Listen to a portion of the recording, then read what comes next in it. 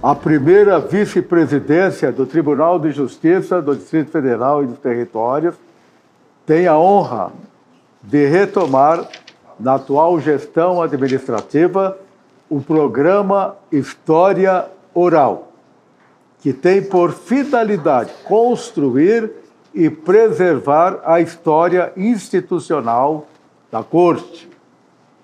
O programa História Oral foi iniciado em 2008 pela eminente desembargadora Maria Tereza Braga Aires. Por meio de entrevistas e depoimentos, os convidados compartilham seu papel na história do tribunal. As entrevistas e as transcrições ficam disponíveis para o público no site do tribunal e no canal do tribunal no YouTube.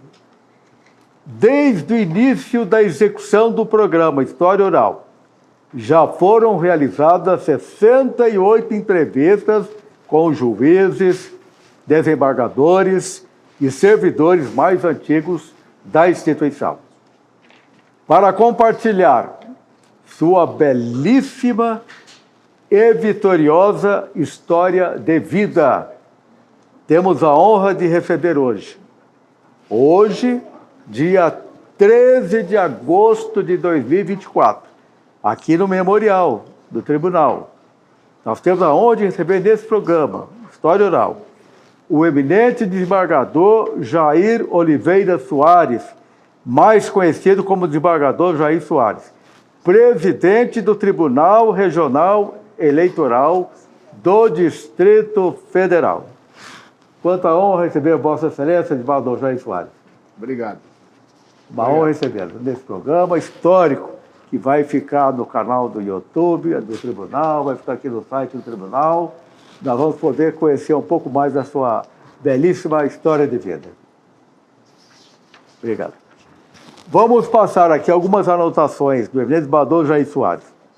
O eminente desembargador Jair Soares é mineiro de Coromandel, nascido em 1º de agosto de 1953. É bacharel em Direito pela Universidade de Brasília, UNB-DF, formado em 1981. Foi procurador federal do INCRA de 1982 a janeiro de 1987. Foi aprovado em concurso e nomeado juiz federal em 1987. Foi promotor de Justiça do Ministério Público do Distrito Federal e Territórios, também no ano de 1987. Foi procurador da República em Brasília, de 1987 a 1988, e nomeado juiz de direito substituto do Tribunal de Justiça do Distrito Federal e dos Territórios no dia 22 de agosto de 1988. Veja que carreira belíssima. Quantas aprovações em concursos públicos difíceis, os mais complexos do Brasil. Na magistratura, foi promovido por antiguidade a juiz de direito do tribunal em 30 de setembro de 1992. Em 20 de janeiro de 2004, foi promovido por merecimento a desembargador do tribunal. Na Justiça Eleitoral do Distrito Federal, foi membro do Tribunal Regional Eleitoral do Distrito Federal para o biênio 2024-2026 e foi eleito presidente do Tribunal Regional Eleitoral do Distrito Federal, com posse em 22 de abril de 2024. Então, atualmente, o eminente desembargador Jair Soares é o presidente do Tribunal Regional Eleitoral do Distrito Federal, onde está fazendo um excelente trabalho. Portanto, nós temos muita honra de receber aqui o eminente desembargador Jair Soares. Seja muito bem-vindo, desembargador. Muito obrigado, desembargador Roberval Beninati. Obrigado a todos e boa tarde, antes de mais nada. Gostaria de começar a conversar com o eminente desembargador Jair Soares falando da sua família. Eu vi aqui no seu currículo que você nasceu na cidade de Coromandel. Onde fica essa cidade, em Minas Gerais? Coromandel fica na zona do Alto Paranaíba, divisa praticamente com a zona do Triângulo. Está distante de Brasília 400 quilômetros. 400 quilômetros. 405, para ser mais exato. Então você nasceu lá, seus pais vieram para Brasília. Como é que foi a sua história? Quando eu vim para Brasília, eu vim para Brasília no final do ano de 1971 e meus pais não moravam aqui. Meus pais já eram, inclusive, falecidos no final do ano de 1971. Naquela época. Cheguei em Brasília no final de 1971. E os seus pais? Vamos falar um pouquinho dos seus pais. Os seus pais moravam no interior de Minas. Seus pais eram da área jurídica ou trabalhavam em outra área? Não, meus pais eram da área rural. Da área rural. Da área rural. Eles tinham o quê? Fazenda, um sítio, trabalhavam nessa área? Tinha fazenda. Não era fazenda grande, era uma fazenda lá. Eu diria média. E seus pais passaram lá. Como é que era o nome do seu pai? José Naves de Oliveira, minha mãe, Divina Frutuoso Soares. E o seu pai faleceu em que ano? Você lembra? Com eu quantos não saberia te dizer. Nem meu Você pai, era já adulto, não, era adolescente, criança? Era adolescente. Quando ele faleceu? Quando eles faleceram. Daí a sua mãe ficou morando lá nessa cidade, nessa região? Sim, de Minas? morou lá. Depois, passado algum tempo, não foi muito tempo, ela faleceu. E você lembra a idade que eles tinham na época? Também eu não recebi informação, não lembro, né? Mas você era o quê? Adolescente na época? Adolescente. Então você perdeu os pais, que foram para o céu, voltaram para Deus. E a partir daí, do falecimento dos seus pais, como que ficou a sua vida? Você foi morar com alguém, com algum... Porque você tem quantos irmãos? Eu só tenho um irmão. Tinha mais outra irmã que morava aqui em Brasília, mas também já faleceu. Você tem um irmão mais novo. 3 irmãos. 3 irmãos. E nessa época do falecimento dos seus pais, você continuou residindo com seus irmãos? Não, eu residia com meu avô. Seu avô? Meu avô. Como é que chamava o seu avô? Manuel, eu confesso que aqui agora eu precisaria de consultar. Era o pai da minha mãe. Manuel, o pai da sua mãe. Manuel Final Soares. Não lembro aí do... Lá no interior de Minas Gerais. No interior. Daí, o que aconteceu? Só um pouco. Então, saindo de Minas Gerais, você já veio para Brasília. Como é que foi a sua trajetória de vida? Não. Antes de vir para Brasília, eu morei em Sacramento, estudei no seminário lá de Sacramento, Santíssimo Redentor, 2 anos. Sacramento, em Minas Gerais. Minas Gerais, perto do litoral de São Paulo. Depois dessa época, eu também morei em Patrocínio, que tinha outro avô meu lá, na época. Tinha também tios lá, estudei também em Patrocínio. Aí depois voltei para Coromandel e só depois é que eu vim para Brasília no final do ano de 1971. E você veio com quem para Brasília? Com algum irmão? Não, aqui tinha tios. Vim com tio. E também nessa época veio meu irmão. Minha irmã já morava aqui. Já morava. E você tinha quantos anos quando chegou a Brasília? Tinha acabado de completar 18 anos. 18 anos. E o que você fez aqui em Brasília? Porque você disse que passou pelo seminário, mas chegou a pensar em ser padre ou só estudando mesmo no seminário? Eu estudei lá. É claro que se pensa, quando você estuda no seminário, pensa em ser padre. Não era a missão, né? Na vida. Assim, na época havia muita gente daquela região que ia estudar em seminário. Eu tinha, inclusive, primos que chegaram a usar batina, mas não chegaram a ser ordenados padres. 2 primos que... Um que até já é falecido, que por sinal era perito da Polícia Federal, e um outro que é engenheiro hoje, mora em Salvador, que também era estudante estudava em seminários. Chegaram bem adiante, depois desistiram. Mas, e assim, vocação, quando eu fui para lá, não consigo aqui agora lembrar a idade, mas a gente não sabe direito se tem vocação para aqui. Não era a missão, a vocação, era mesmo talento, porque Deus dá um talento para cada um, e a missão, né? Sim. Eu não sou padre porque não era a minha missão, mas quem passou pelo seminário teve essa experiência, né? Ou vou ser padre ou não vou ser. Se não ficou lá é porque não era a vida que estava... Por sinal, há pouco tempo eu conheci um padre que trabalhava aqui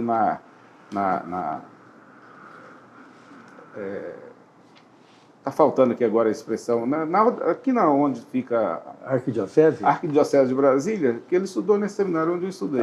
Ele é padre aqui. É padre. Conheci, que eu apresentado pelo meu cunhado. Bem, então, chegamos a Brasília. Você tinha 18 anos, você falou, né? Sim. 18 anos. O que você começou a fazer em Brasília? Você foi trabalhar? Não, trabalhei aqui em 2 empresas particulares. Eu estou perguntando, eu queria que você falasse, porque pelo seu currículo, eu estou vendo que você foi um excelente aluno, hein? Você passou nos concursos mais difíceis do Brasil. Não, isso aí não. Você deve ter sido um estudante nota 10, né? Como é que foi a sua trajetória Aqui estudantil? em Brasília, como eu ia dizendo, eu trabalhei em 2 empresas antes. Cheguei aqui em 71, logo no ano de 1972 comecei a trabalhar numa empresa. Naquela época chamava-se auxiliar de escritório. Depois saí, trabalhei numa outra escriturária, sempre nessa área burocrática. Isso foi por volta de 1973? Não, 1971, 1972, 1973. Em 1973 surgiu um concurso. Esse concurso que eu ingressei em 1974, e eu fui aprovado no ano de 1973. Era um concurso, na época, que tinha 1.000 e poucos candidatos, e logo que eu fui nomeado, ainda no ano de 1973, chamaram para tomar posse. Eu não sei, não lembro direito, não me interessei, não tomei posse. Todos que tinham... Era para trabalhar no governo, algum ministério? No INCRA. No INCRA. Era nível médio. Certo. Então, não tomei posse. Todos que tinham sido aprovados, inclusive os que estavam depois de mim, tomaram posse. No ano de 1974, eles chamaram novamente. Aí eu resolvi Isso você ainda não tinha faculdade de Direito? Não. Você estava estudando, aí, se preparando para a faculdade? Não, nem sei bem, eu estava trabalhando. Certo. Mas aí no ano de 1974, 1º de julho de 1974, ou seja, 50 anos atrás, eu tomei posse. Como datilógrafo, regime estatutário que antes, 1974, as pessoas praticamente entravam no serviço público regime CLT, não é como hoje todos entram no regime estatutário, que é a Lei 8.112. Na época chamava-se Lei 1711/52, que foi sucedida aí pela Lei 8.112. Então eu já entrei naquela época como regime estatutário. Meus 50 anos de serviço público são todos de regime estatutário. Certo. E trabalhando no serviço público, eu acho que eu peguei o gosto pelo serviço público e quando comecei a pensar em fazer carreira no serviço público. Em razão disso, você olha quais os cursos que oferecem mais oportunidade, né? Então eu olhei que acho que Direito era um curso que tinha mais oportunidade no serviço público. E fiz vestibular. Né? Mas você concluiu o segundo grau na época, científico?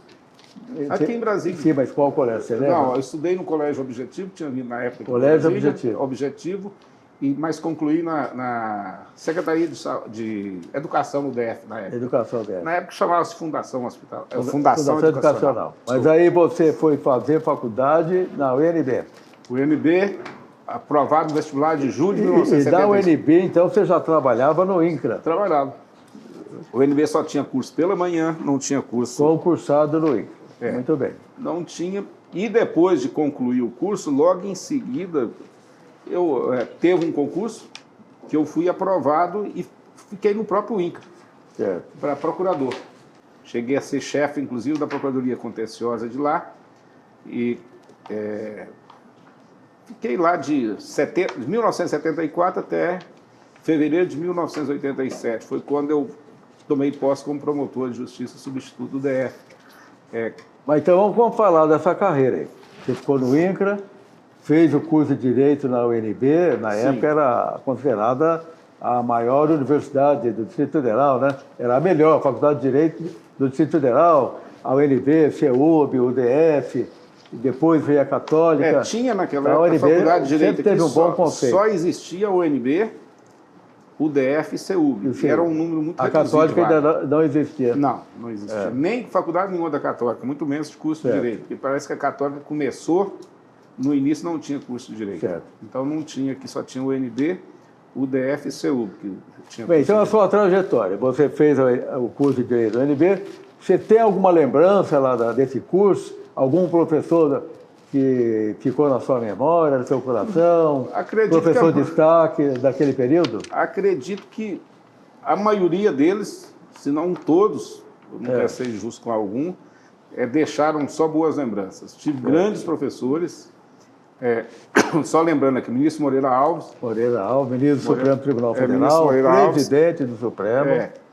Inclusive a filha dele nós formamos junto, a Sônia, que é da AGU. Ministro Moreira Alves, ministro Paulo Távora, do Superior Tribunal, na época do antigo Tribunal Federal de Recursos. Josafá Marinho, que depois foi senador da República, jurista também. Aqui do TJ, vários foram professor lá vários eram professores da UNB. Que foram meus professores? José Manuel Coelho, que foi presidente do tribunal, Vicente Serniquiar, que depois se tornou ministro do STJ. Elmano Cavalcante. Eu não consigo. Mas está com a memória boa. Elmano Cavalcante. E que ano que foi a sua formatura lá na UNB? Foi junho ou julho de 1981. 81. Eu demorei formar lá porque foi uma época que estava voltando às greves no Brasil. Na UNB, em 1976, teve a primeira greve depois de 68, depois do fechamento do regime político, da edição do AI-5 e do 477. 477 era o AI-5 do estudante, todos aqui sabem.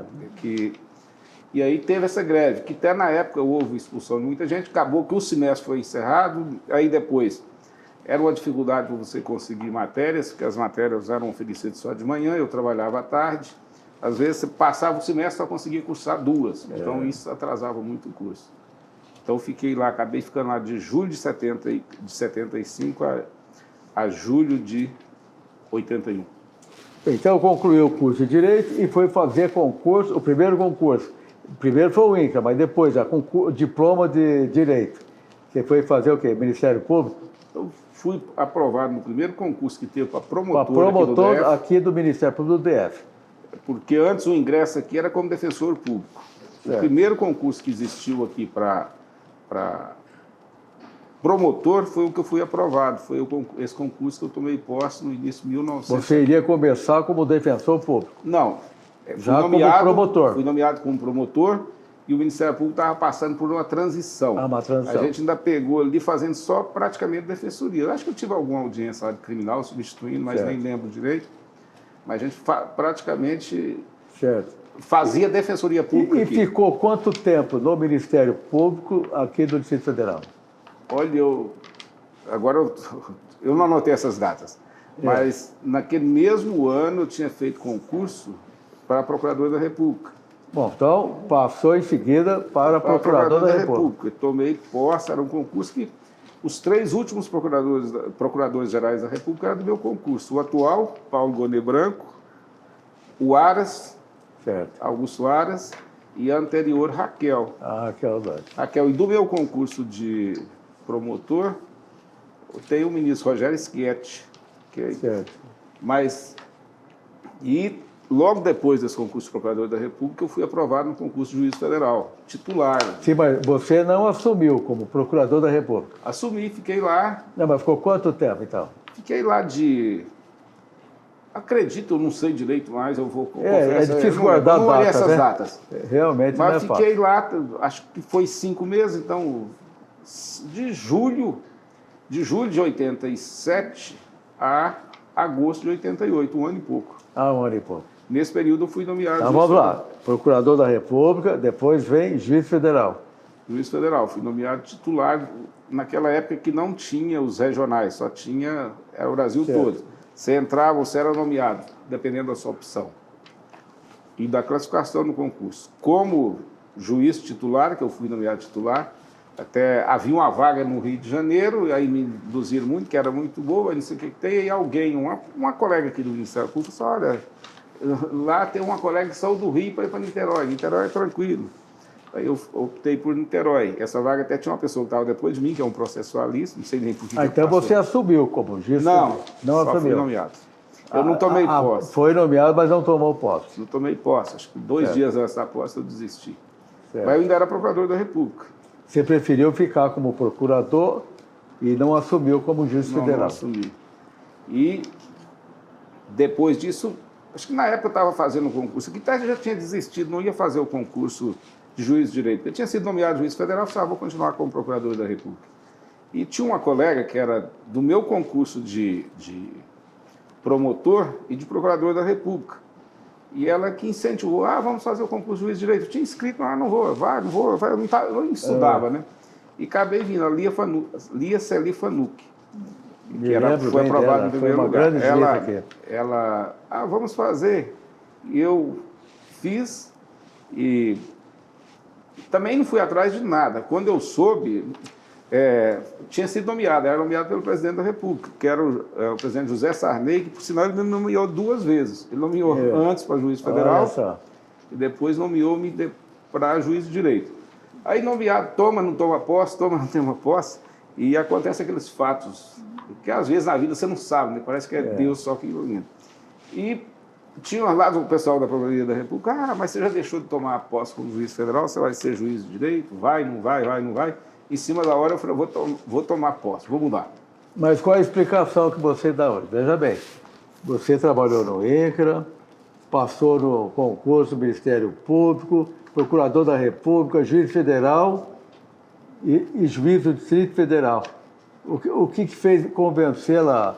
Qual foi a motivação para deixar esses outros cargos para assumir como juiz de direito do Distrito Federal? Eu acho que Deus me guiou. Deus, porque eu não confesso, se for olhar uma causa objetiva, eu não teria. Mas foi Brasília, para não sair de Brasília? Isso ajudou muito? Não, uma das coisas pelas quais eu não tomei posse como juiz federal foi para não sair de Brasília. Para não sair de Brasília. E, enfim, eu só concluindo.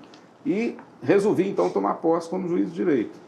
Eu até conversei com o Ângelo há pouco tempo, estava lembrando esse fato para ele, porque ele também estava aprovado, nós fomos aprovados no mesmo concurso, ele não tomou posse como promotor. Depois fomos aprovados junto como juiz de direito. E estava nessa dúvida. Eu encontrei um dia, eu não tomo posse, ele falou, eu não vou tomar.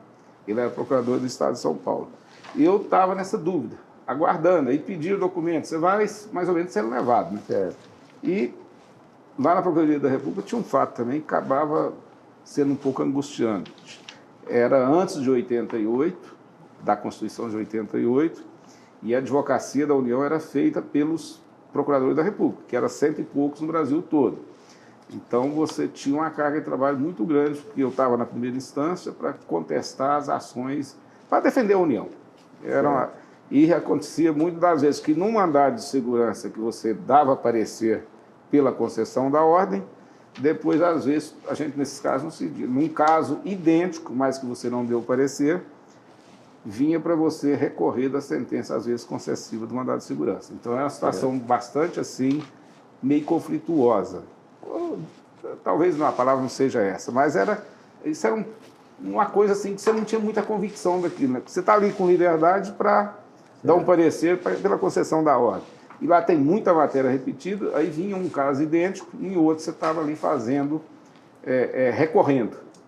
E a carga também muito grande de trabalho. E resolvi tomar posse, e foi realmente, acho que foi a melhor opção que eu fiz na minha vida. Isso foi tomei posse aqui agora dia 28 ou 29, eu confundo essas duas datas, deste mês, completo 36 anos. Significa mais da metade da minha vida. Aqui nessa casa, que me recebeu muito bem. Sou agradecido até hoje. Chegou aqui no tribunal, daí parou com o concurso, né? Ou fez mais concurso? Aí eu desisti de vez. Até aconteceu mais que, nesse concurso meu que eu desisti de tomar posse, aí foi logo em seguida criaram os tribunais regionais federais. Certo. E eu recebi um telex do Tribunal Regional do Rio, indagando se eu queria tomar posse lá como juiz substituto. Lá para o Rio de Janeiro, ofereceram, também não quis. Foi a última chamada desse concurso. Então, a missão era o Distrito Federal. Né? Era, e sou agradecido até hoje. Fico olhando como parece que é. Então, vamos falar um pouquinho dessa carreira aqui no Distrito Federal. Desembargador Jair, começou em qual vara aqui, qual jurisdição? Tomou posse e foi trabalhar onde? Fui trabalhar em Taguatinga, substituto na 2ª Vara Criminal. Estava de licença especial na época o titular de lá, Maurílio Wagner, até nos tornamos grandes amigos. Nossa. E fiquei trabalhando nessa vara. E lembro bem que depois, no primeiro, as férias eram coletivas, julho e janeiro. Aí o substituto ficava em janeiro, né? Salvo engano, agora talvez a memória falha também, eu entrei em 88. Isso foi... Vossa Excelência troquei... Eu entrei em 89. Mas qual mês? Julho de 89. 27 de julho de 1989, quando eu tomei posse. Então foi... Aí nos conhecemos logo naquela época. Fui muito bem acolhido pelo desembargador Jair. Muito bem recebido por ele. Ele era um juiz novato aqui no Tribunal de Justiça. E recebeu os colegas novatos. uma acolhida maravilhosa, sempre orientando, e fomos trabalhar juntos. E depois ensinando. trabalhamos lá, eu lembro que nas férias de janeiro estávamos os dois lá, substituindo as varas criminais e acumulava outros, eu não sei quais, mas Taguatinga. Foi quando nos conhecemos lá, trabalhando. Isso mesmo. Sempre recebemos bons conselhos, ótimas orientações do professor Jair Soares. Então, na Justiça da EFTA, então fui... Bem, então veja bem, você trabalhou em Taguatinga e depois ficou quanto tempo como juiz substituto? Você lembra? Quanto tempo? Eu fiquei até 1992. Aí fui... 92, mas faz o cálculo, de 88... a 92. Foi, em 92 eu fui promovido. Demorou tudo isso? Porque eu fiquei 3 anos como juiz substituto. Não, eu fiquei 4. Hoje o pessoal está ficando 12, 13. Mas foi 4, tinha as varas, mas eles não promoviam devido à carência de juiz. Certo. Acabava, você respondia por 2, 3 varas, então se promovesse, as outras ficavam sem titularidade. Bem, então saiu a vara criminal do Taguatinga, eu me lembro de você quando lá eu assumi. Lá eu passei por todas as varas, juntos. Menos o júri. Aliás, nunca trabalhei em júri, nem lá, nem no caminho. Eu trabalhei em vara de família, vara civil. Lá eu também trabalhei nessa vara, mas júri eu nunca trabalhei. Naquela época, a instrução do júri era feita pelas varas criminais. Fazíamos a instrução até a fase de pronúncia, né? Até a pronúncia. E fazíamos nas varas criminais e depois remitia seu júri. Não, eu cheguei assim, em férias, como eu mencionei, estava ali e respondia para alguma medida urgente. Você também trabalhou em várias circunscrições judiciárias, né? Trabalhou no Gama, Braslândia, Planaltina, Braslândia, Sobradinho. sim. Não, só Taguatinga. E aqui Brasília? Brasília. Braslândia também eu respondi. E acumulei lá Taguatinga e Braslândia. Saí às vezes 3 horas da tarde para fazer audiência no meu carro, lá em Braslândia. E qual foi a primeira vara como juiz titular? 4ª Vara Criminal de Brasília. De Brasília, 4ª Vara. E lá, depois de lá, pedi remoção para a Vara de Delitos de Trânsito. E da Vara de Delitos de Trânsito eu fui para o tribunal. Para o tribunal. Mas você ficou convocado quantos anos? Juiz convocado como desembargador? 8 anos aproximadamente. 8 anos. Eu fiquei 7 anos, então você ficou um pouco mais. A primeira convocação foi no início de 1996 e o acesso ao tribunal foi no fim. Foi a escolha do tribunal no final de 2003 e posse, acho que 21 de fevereiro de 2004. Bom, então, Vossa Excelência já tem 36 anos de magistratura. Sim. Como juiz aqui no Distrito Federal, juiz e desembargador. Desembargador já são 17 anos? 20 anos. Já são 20 anos como desembargador. Completado agora em fevereiro. Você tomou posse em que ano foi? Como desembargador, titular? Fevereiro de 2004. 2004. Eu tomei em 2008 posse. E só Então faz 20 anos que Vossa Excelência é desembargador.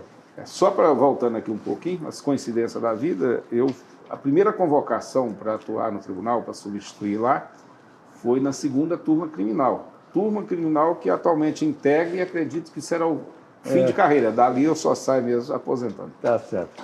Então vamos fazer aqui lá encontramos, que fui trabalhar com Vossa Excelência, com o desembargador Silvânio, o desembargador João Timóteo e a hoje desembargadora Maria Evatória, que lá substituiu. Maria Evatória, muito bem. Então vamos ver aqui no tribunal, 20 anos aqui de tribunal, mas você fica, faz quanto tempo que está lá na 2ª turma? Já 3 anos ou não? 7 anos. 7 anos. 7? Janeiro de 2000 No civil, quantos anos você ficou em turma civil? Você passou uma parte da vida como titular. 13 anos.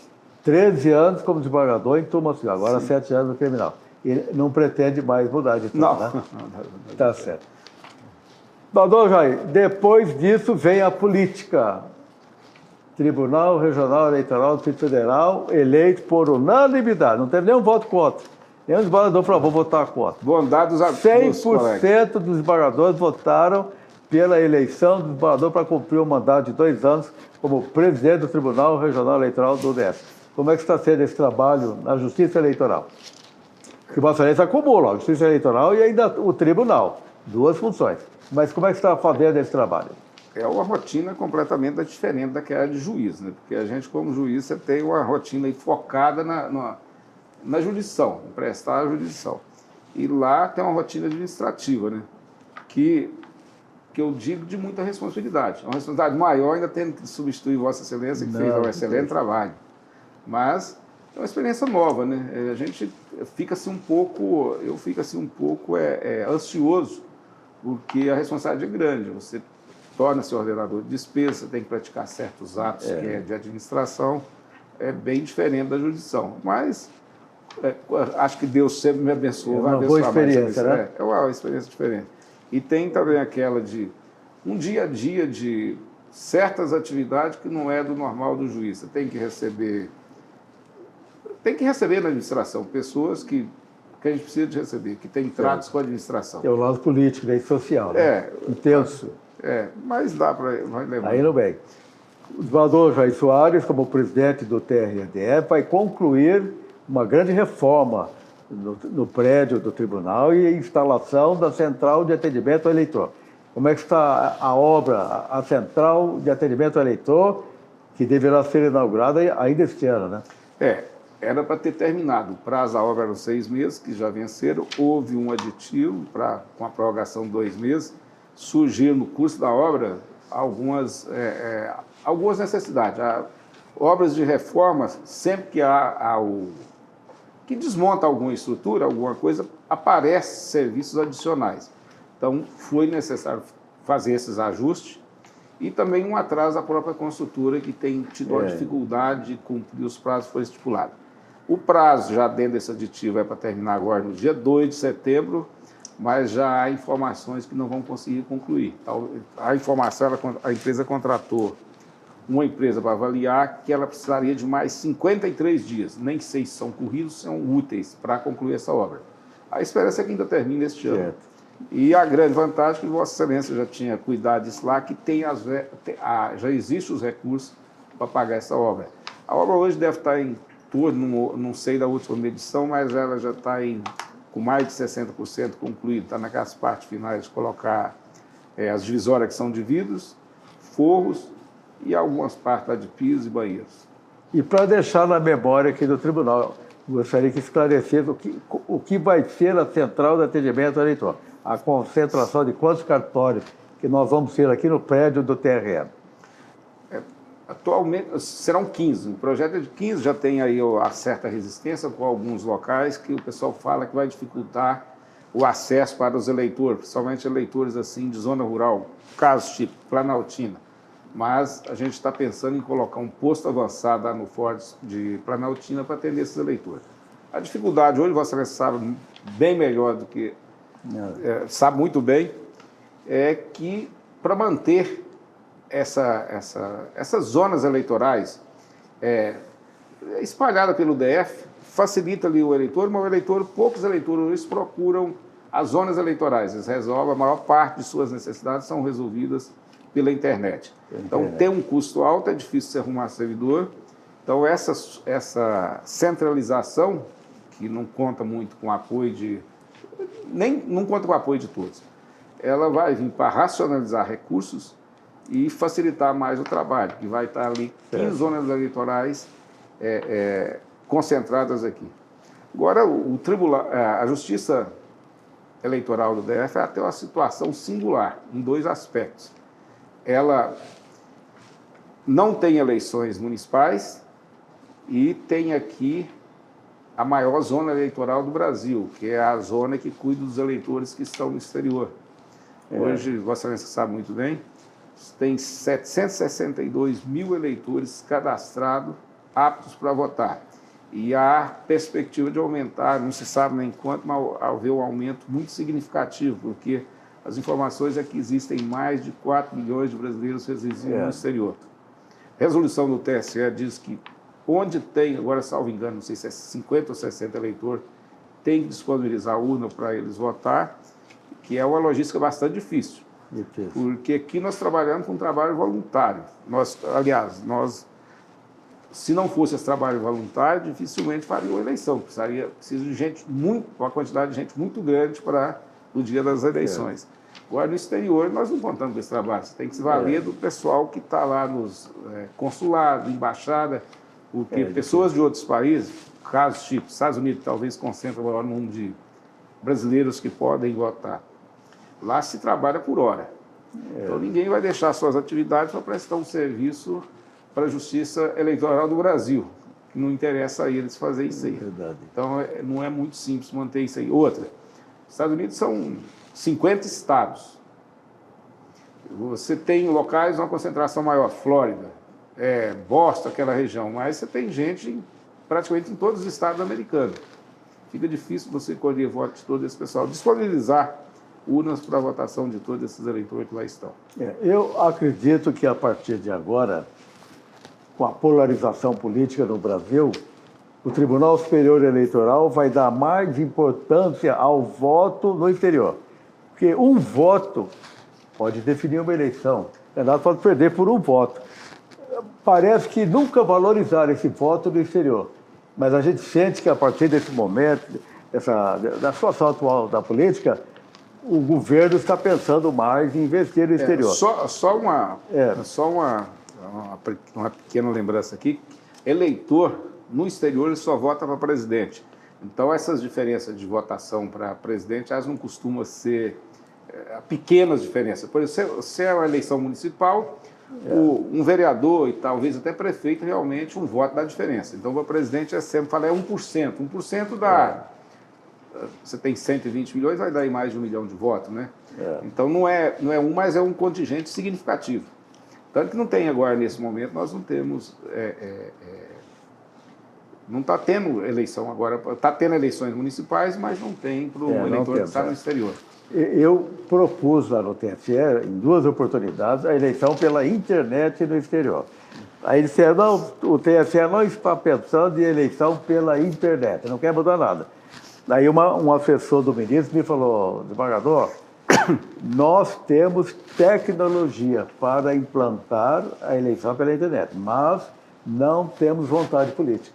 Então vamos aguardar, né? Continua do jeito que está. Porque uma experiência que a gente tem aqui, que dentro do tribunal nós temos esse sistema aí, nas votações nossas ali, para escolher principalmente membros do quinto, a gente vota pelo celular. Eu lembro que na escolha do desembargador José Firmo, que eu conheço o José Firmo desde a época que eu passei pelo Ministério Público do DF, é uma pessoa que eu prezo muito, e eu sempre queria votar nele, só que eu estava de férias, eu estava em Portugal, estava lá no norte de Portugal, e acessei a sessão na hora e votei por lá, sem qualquer dificuldade. Até eu lembro que foi um dia que demorou muito a sessão em razão de outras questões que surgiram lá na hora. Mas então, com toda a segurança e com toda a tranquilidade. Mas como você falou, isso depende de vontade política. Vamos aguardar essa vontade política. Nesse momento atual, eu acho muito difícil mudar isso aí, porque há muitas críticas ao atual sistema. Se fala que vai mudar, já começa as críticas por aí. Acho difícil mudar isso aí. Bem, carreira belíssima, bonita, vitoriosa, passou nos concursos mais difíceis do Brasil. Isso foi por acaso. E o mandato no TRE vai ser concluído no dia 22 de abril de 2026. A pergunta para o presidente do TRE, e depois? O que veio? Depois continuar na turma. Continuar lá na turma, onde eu estou, ou então pensar o que fazer. Porque você vai ter idade, vai completar 75 anos. Em que ano você vai? Eu completei agora 71 anos. 71. Que eu completei agora no dia 1º, né? Então já tem uma boa caminhada pela frente. Daqui para frente, 4 anos, vou terminar em 2028, né? 2028 que eu completo 70. Não, mas isso aqui... Mas já está decidido, volta para a turma? Não, na turma ou assume cargo na administração do TJDF? Não, isso eu não sei. No momento, essa experiência lá do TRE, como eu disse, ela é gratificante, mas é de muita responsabilidade para a gente tem que ponderar muito a respeito. Tem que pensar mesmo. Desembargador Jair Soares, na vida acadêmica, chegou a dar aula, alguma faculdade, cursinhos? Não, eu não tenho qualquer... Se dedicou mais ao estudo dos processos? Eu até fui convidado assim que eu formei, acho que logo depois que eu passei no concurso de juiz aqui, houve alguns convites de faculdades particulares aí para dar aula.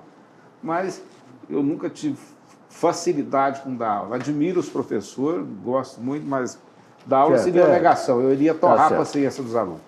Então vamos partir agora para o principal dessa entrevista. Vamos falar da família. A família é tudo na nossa vida, né? Como é que está a família?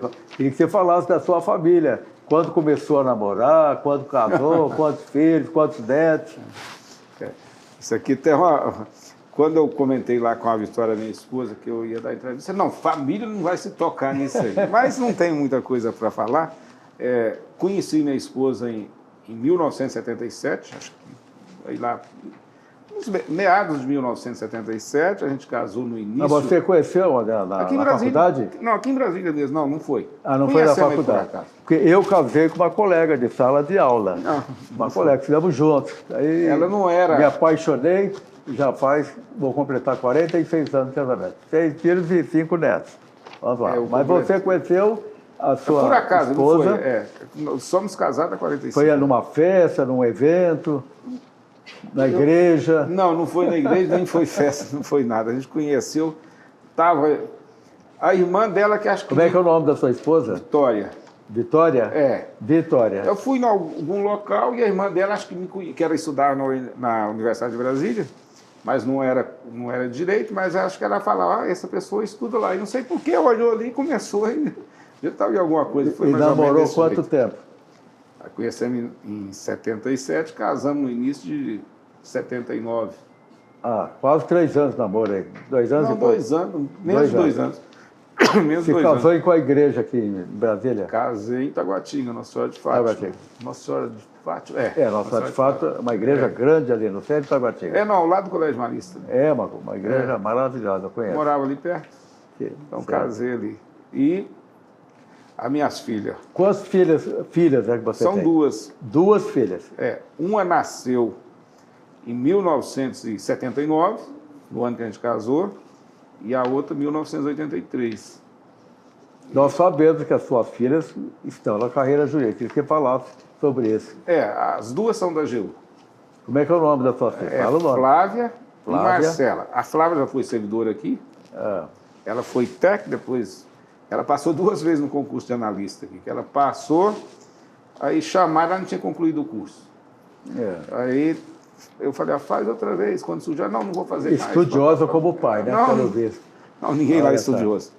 Aí passou novamente, mas depois ela passou na AGU. E a mais nova, que é a Marcela, ela Mas ela é o quê? Ela é procuradora? Procuradora. Procuradora da AGU. As 2 são procuradoras. Certo. E a Marcela era servidora do STJ e passou na AGU também. Mas está como procuradora. Também As 2 filhas procuradoras. Mas já tem muitos anos isso. Parabéns. Acredito que é de... Acho que sei lá, eu não sei quando, mas tem muitos anos. Existe um ditado que diz, filho feliz, pai feliz, né? Não posso... E o pai quer ver os filhos bem encaminhados. Então, as 2 filhas procuradoras... Só completando, netos... muitas felicidades. Netos, cada uma tem uma filha... Você tem quantos netos? São 2. O nome dos netos? Isadora, que vai completar 12 anos, e Augusto, que vai completar 8. Uma é filha... A Isadora é filha da Flávia. Sim. E o Augusto, filho da Marcela. E os erros? Quais são os nomes dos erros? Rodrigo, que é servidor aqui, trabalha lá na Corregedoria, e o Amauri, que é procurador da Fazenda Nacional. Muito bem. Então, repito a frase, né? Filho feliz, filho feliz, pai feliz. Genro bem encaminhado também, sogro feliz, né? As 2 casadas, então. Sim. Que beleza. Agora eu vou perguntar para o desembargador Jair Soares, da sua carreira de 36 anos de magistratura, existe assim alguma decisão ou algum momento que você guarda no coração até hoje, pensa, tem satisfação, ou tem alguma tristeza pelo trabalho que foi realizado, algum sentimento especial? Você tem algum momento assim da sua carreira? Não, acredito que não. O que a gente às vezes sente é, gostaria de dar uma decisão diferente, principalmente no crime, mas ele tem que cumprir a lei. Então, vamos ver ali a angústia daquela pessoa que está por trás daquela decisão. Isso é bastante comum, que você tem que manter as condenações. Isso não me deixa muito confortável. Você saber que, às vezes, a pessoa está ali, porque é um drama, né? Responder uma ação penal. É verdade. E depois a pessoa está naquela luta ali e você tem que... Nós sofremos juntos, né? Você sofre. Às É vezes verdade. você sente aquilo ali. Eu tento, assim, procuro ser o mais justo possível. E eu sou testemunha, trabalhamos juntos na turma criminal, e o desembargador Jair está sempre tentando uma solução a mais favorável, a menos dura, para facilitar a solução do problema. A segunda turma criminal acho que tem até essa característica, bastante preocupada com ser o mais justo possível, né? Aquele garantir aos acusados um julgamento justo. E também sempre com aquela visão de que sempre em benefício do acusado se tem alguma dúvida, né? Isso é lá na segunda turma, Vossa Excelência de lá sabe bem disso aí. Mas eu não vou dizer assim, eu me arrependo da decisão tal ou não. Eu fico às vezes na angústia, mas dizer que eu arrependi, não, eu fiz ali o que pude. Tá. Erros é possível ele tenha cometido algum. Espero que não tenha cometido injustiça. Tá certo. Mas... Agora uma pergunta do desembargador Jair Soares. Como é que está o coração aí? Tá bom, né? Tá. O sonho que está escondido aí no seu coração. O que você gostaria de fazer ainda na sua carreira? Eu perguntei para um colega aqui, o presidente do tribunal, o Bador Valdir, e ele falou, olha, o que eu tenho no meu coração, eu sonho em construir o prédio do tribunal lá na Praça dos Três Poderes, lá atrás, onde é a Praça dos Tribunais, né? O meu sonho era comprar um terreno e fazer o prédio do tribunal lá.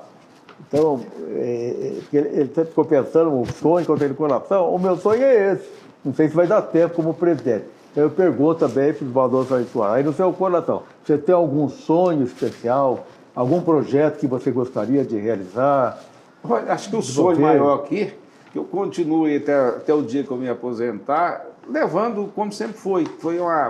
Eu digo que foi uma vida que me traz prazer sem me angustiar. Eu não tenho grande sonho, nunca fui de grande sonho. Acho que para uma pessoa de origem humilde, um sertanejo vindo do interior, a gente não alimenta muito o sonho, a gente tenta ir às pequenas coisas. Admiro o desembargador Valdir Leôncio, por exemplo, que tem esse sonho de transferir o tribunal lá para a Praça dos... ali hoje é praticamente a Praça dos Tribunais. Sairia aqui um pouco dessa região aqui, que é a região administrativa do Distrito Federal, né? Mas, assim, falar grandes coisas, eu nunca fui de ter grande sonho, não. Nunca alimentei. Vamos cumprindo a missão, né? Cumprindo. Cada dia com a sua agonia. Agora você tem o tempo que você quiser para as suas considerações finais. Neste programa História Oral, que registra a história de vida dos juízes, desembargadores, servidores, para que as próximas gerações, os colegas, possam acompanhar. E vou repetir a data. Hoje é dia 13 de agosto de 2024. Eu sei que muita gente vai assistir a essa filmagem daqui a alguns anos. Então, por isso que eu faço questão de repetir a data, 13 de agosto de 2024. Então, eu passo a palavra ao desembargador Jair Soares para as suas considerações finais. Só agradecer a acolhida de Vossa Excelência, de todos que aqui estão participando desse momento. E no meio de tantos colegas ilustres que poderia trazer muito mais informações, eu sou convidado para participar. Eu lembro de uma colocação dessas perguntas que foram mandadas por escrito, que eu até trouxe aqui, sobre desafio da magistratura. Eu não diria desafio da magistratura, eu diria desafio do juiz, na atualidade. O mundo está muito polarizado, Vossa Excelência mencionou ali anteriormente.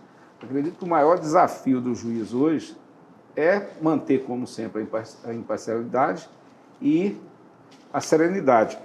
Se não for com a certa serenidade, fica difícil fazer justiça. Vai acabar, se ele tem alguma... se ele não mantém essa serenidade, essa imparcialidade aí, vai haver descrédito para a justiça. E mais, eu acho que, mais uma vez, as considerações que tem é agradecer aquele momento que eu fiz a opção por ser juiz da Justiça do DF.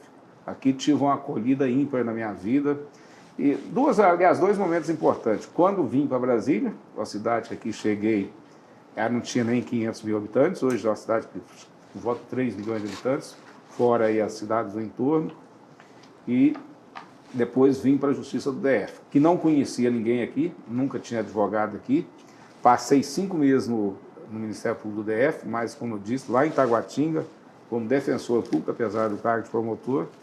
Mas quando cheguei aqui, fui muito bem acolhido por colegas, juízes, desembargadores, servidores, advogados que aqui atuavam, que são muitos que a gente acaba tendo uma certa proximidade. Então, sou muito grato por tudo isso, por ter vindo para Brasília e depois vim trabalhar na Justiça do DF. Aqui a gente vai... Que Deus seja louvado pela vida dos Baltazar Soares, da sua família, e pela missão que ele cumpre com dedicação. Dedica a vida dele a serviço da justiça brasileira. Então, a nossa gratidão a Vossa Excelência por tudo que tem realizado em favor de todos nós.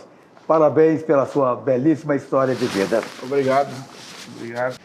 Seja muito feliz, você e sua família.